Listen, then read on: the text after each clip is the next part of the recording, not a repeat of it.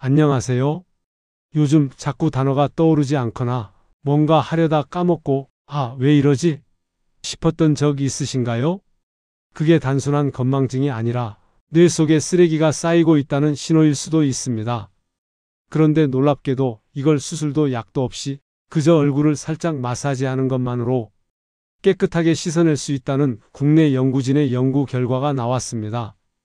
오늘 영상에서 이 뇌청소법을 직접 실천한 72세 정임 씨의 사례도 소개해 드릴 건데요.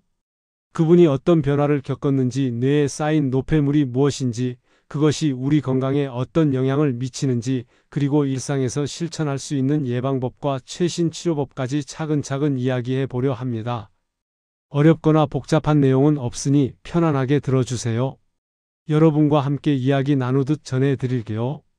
우리 뇌는 하루 종일 쉬지 않고 일을 합니다. 생각하고, 기억하고, 감정을 느끼고, 몸을 움직이게 하는 모든 과정에서 부산물이 생겨나요. 마치 공장에서 물건을 만들면 찌꺼기가 나오는 것처럼요. 이 노폐물들은 뇌척수액이라는 맑은 액체를 통해 뇌 밖으로 빠져나가야 합니다. 그런데 나이가 들수록 이 배출 과정이 점점 느려지고 약해져요. 젊었을 때는 자동으로 잘 흘러가던 것들이 이제는 막히거나 정체되기 시작하는 겁니다. 그렇다면 어떻게 해야 할까요? 놀랍게도 간단한 방법이 있습니다. 바로 얼굴 마사지예요.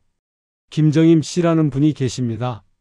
올해 72세이신데 몇 년 전부터 기억력보다도 뇌가 답답하다는 느낌을 자주 받으셨다고 해요. 아침에 일어나도 머리가 개운하지 않고 하루 종일 뭔가 안개 속에 있는 것 같은 기분이 들었대요. 걱정이 되어서 병원에 가보니 특별한 질병은 발견되지 않았습니다. 의사 선생님은 뇌 자체의 문제보다는 순환이 잘 안 되는 것 같다고 말씀하셨죠. 그때부터 그분은 매일 저녁 텔레비전을 보면서 간단한 일을 하나 시작하셨어요. 귀 앞쪽과 턱 밑을 부드럽게 눌러주는 마사지였습니다. 처음에는 반신반의했다고 해요. 이런 게 무슨 도움이 되겠냐는 생각이었죠. 하지만 2주 정도 지나자 확실히 달라진 게 느껴졌습니다. 아침에 일어났을 때 머리가 한결 가볍고 낮 동안에도 집중이 더 잘 되더라는 거예요. 한 달이 지나자 주변 사람들도 알아봤습니다. 표정이 밝아졌고 대화할 때도 전보다 훨씬 또렷하게 반응한다고 말이에요. 그분은 지금까지도 매일 10분씩 이 마사지를 빠뜨리지 않고 하신다고 합니다. 별거 아닌 것 같지만 꾸준히 하니 확실히 효과가 있더라는 말씀을 하셨어요. 왜 이런 일이 가능할까요? 전문가들은 얼굴 주변의 림프관이 뇌척수액을 바깥으로 내보내는 출구 역할을 한다고 설명합니다. 림프관이라는 건 우리 몸속에 있는 하수도 같은 거예요. 노폐물을 모아서 바깥으로 내보내는 통로입니다. 그런데 이 통로가 막히거나 흐름이 느려지면 노폐물이 쌓일 수밖에 없겠죠? 귀 앞쪽이나 턱 밑을 부드럽게 마사지하면 이 림프관에 물리적인 자극이 전해집니다. 그러면 막혀있던 통로가 열리고 흐름이 활발해져요. 복잡한 도구나 기술이 필요한 게 아닙니다. 그냥 손으로 부드럽게 쓸어내리고 살짝 눌러주는 것만으로도 충분해요. 하루에 한두 번 귀 앞에서 턱선까지 부드럽게 쓸어내리듯 마사지해 보세요. 마사지하기 전에 따뜻한 수건으로 얼굴을 데워주면 혈관이 확장되면서 효과가 더 좋아집니다. 저녁에 세수하고 나서 로션 바를 때 함께 해보면 어떨까요? 습관만 들이면 전혀 어렵지 않습니다. 그렇다면 이 노폐물을 그냥 쌓아두면 어떻게 될까요? 집안의 쓰레기를 계속 방치하면 냄새도 나고 벌레도 생기듯이 뇌도 마찬가지입니다. 뇌 속에 쌓인 노폐물은 시간이 지나면서 신경세포를 공격하기 시작합니다. 처음에는 아주 조금씩 천천히 진행되기 때문에 우리가 알아채기 어려워요. 그러다가 어느 순간 생각하는 속도가 느려지고 기억하는 능력이 떨어지고 감정 조절도 힘들어집니다. 이게 바로 우리가 무서워하는 치매의 초기 과정이에요. 노폐물은 보통 코 옆이나 입천장 아래에 있는 림프관을 통해 밖으로 빠져나갑니다. 그런데 나이가 들면 이 경로들이 점점 좁아지거나 막히게 돼요. 혈관도 딱딱해지고 림프관의 근육도 약해지면서 제 기능을 못하게 되는 거죠. 박춘배 씨라는 분을 소개해 드릴게요. 올해 68세이신데 얼마 전부터 이상한 일들이 반복됐다고 합니다. 아침에 가족들에게 했던 말을 점심때 또 하시는 거예요. 본인은 처음 하는 말인 줄 아는데 가족들이 그 얘기 아까 들었다고 하니까 당황스러웠다고 해요. 전화번호도 자꾸 틀리게 눌렀습니다. 평생 외우고 있던 번호인데 순서가 헷갈리더래요. 걱정이 되어서 병원에 가보니 큰 병은 아니라고 했습니다. 하지만 의사 선생님이 림프 흐름을 측정하는 검사를 해보더니 전반적으로 순환이 약해진 상태라고 말씀하셨어요. 그러면서 약을 처방하는 것보다 일상에서 림프 자극과 유산소 운동을 병행해 보는 게 어떻겠냐고 권유하셨습니다. 그날부터 그분은 두 가지를 실천하기로 마음먹었어요. 첫째는 하루 만보 걷기, 둘째는 얼굴과 목 주변 마사지였습니다. 처음에는 만보가 너무 많게 느껴졌대요. 그래서 아침에 5,000보, 저녁에 5,000보로 나눠서 걸었습니다. 마사지는 아침 세수할 때 한 번, 잠자기 전에 한 번 했고요. 한 달쯤 지나니 확실히 달라진 게 느껴졌답니다. 머리가 맑아지는 느낌이 들고 같은 말을 반복하는 횟수도 줄었어요. 전화번호도 이제는 실수 없이 누를 수 있게 됐습니다. 3개월 후 병원에서 다시 검사를 받았는데 림프순환 수치가 눈에 띄게 좋아졌다는 결과가 나왔어요. 의사 선생님도 놀라워 하시더래요. 꾸준히 실천하면 이렇게 변화가 온다는 걸 직접 경험하신 거죠. 이분은 지금도 매일 걷고 마사지 합니다. 이제는 습관이 되어서 하지 않으면 오히려 불편하다고 해요. 주변 친구분들에게도 이 방법을 추천하신다고 합니다. 노화는 누구도 피할 수 없는 자연스러운 과정입니다. 하지만 노폐물을 쌓아두는 것은 우리가 막을 수 있어요. 림프 순환을 도와주고 뇌척수액의 흐름을 원활하게 만드는 것, 그게 바로 뇌 건강을 지키는 첫걸음입니다. 아침에 일어나서 고개를 천천히 좌우로 돌려보세요. 목과 턱 주변의 림프가 자극을 받으면서 하루를 상쾌하게 시작할 수 있습니다. 하루 30분 이상 걷는 것도 큰 도움이 됩니다. 걷기는 심장 박동을 높여서 온몸의 혈액순환을 좋게 만들고 그 과정에서 뇌척수액의 흐름도 함께 좋아지거든요. 많은 분들이 치매는 완치가 불가능한 병이라고 알고 계십니다. 사실 과거에는 맞는 말이었어요. 한번 진단받으면 그냥 지켜볼 수밖에 없었죠. 하지만 요즘은 상황이 많이 달라졌습니다. 치매 치료제가 계속 발전하고 있거든요. 특히 알츠하이머병의 경우 원인 물질을 직접 공격하는 항체 치료제까지 개발되었습니다.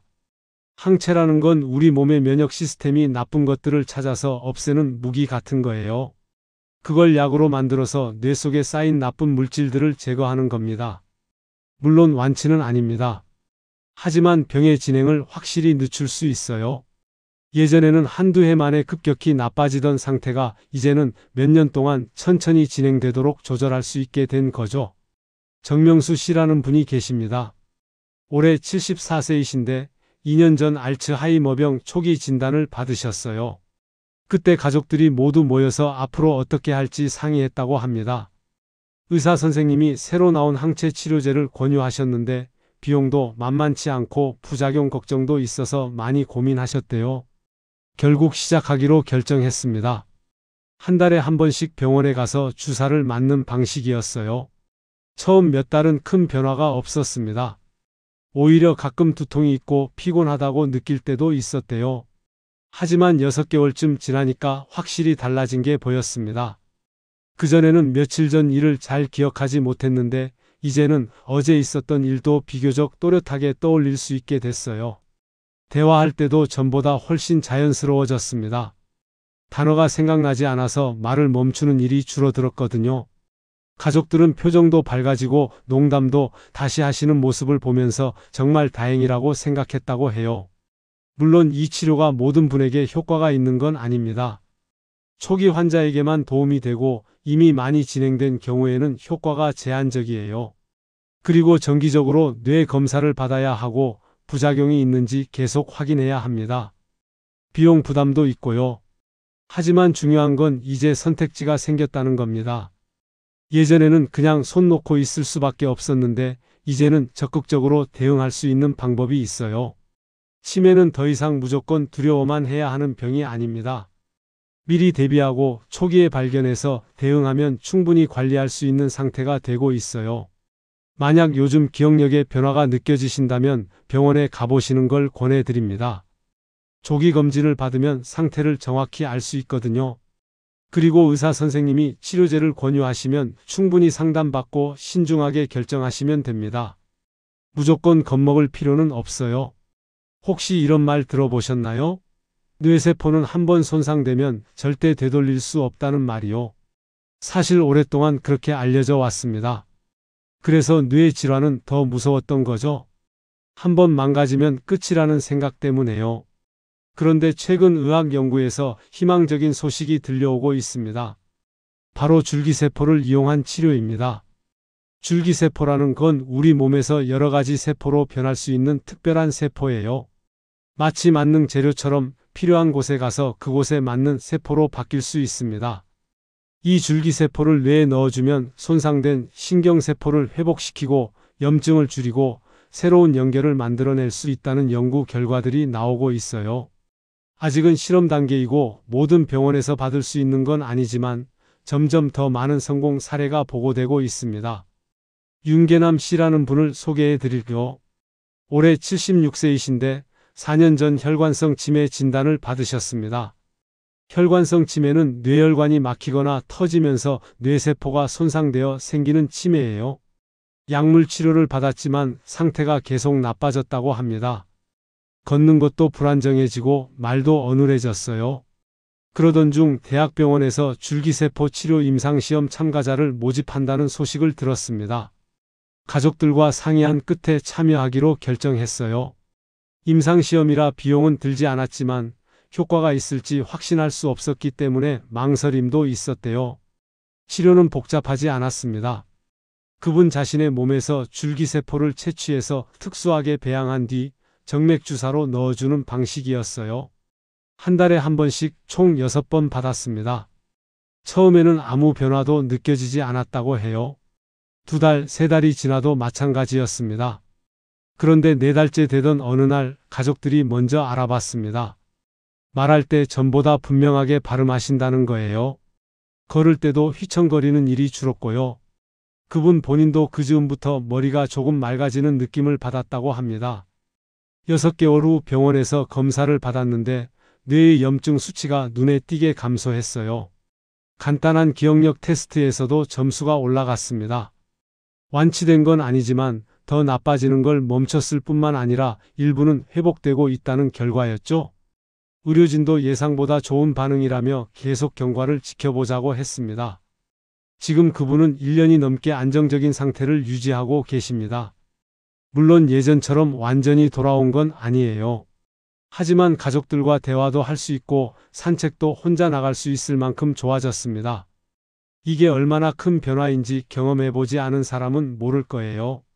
줄기세포 치료는 앞으로 몇 년 안에 고령층을 위한 표준 치료법이 될 가능성이 높습니다. 지금 우리 세대가 새로운 의학의 혜택을 가장 먼저 누릴 수 있는 시기예요. 만약 관심이 있으시다면 가까운 대학병원에 문의해 보세요. 임상시험에 참여할 수 있는 기회가 있을지도 모릅니다. 지금까지 치매 검사라고 하면 복잡하고 번거로운 과정을 떠올리셨을 겁니다.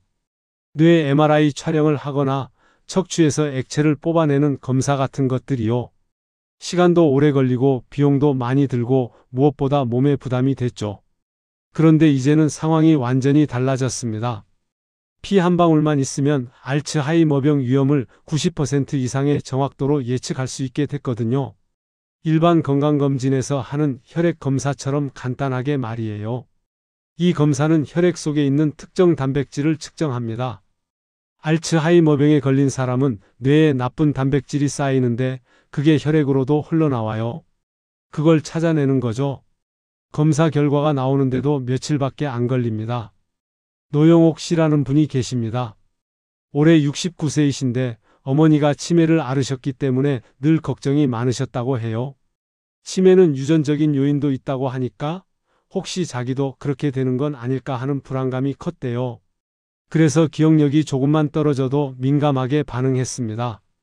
얼마 전 건강검진을 받으러 갔는데 센터에서 치매 혈액 검사를 새로 도입했다는 안내를 받았어요. 주저없이 신청했습니다. 검사 자체는 너무 간단했어요. 평소 건강검진 때 피 뽑듯이 팔에서 조금 체열하는 게 전부였거든요. 일주일 후 결과가 나왔습니다. 알츠하이머 위험 물질 수치가 정상 범위 안에 있다는 내용이었어요.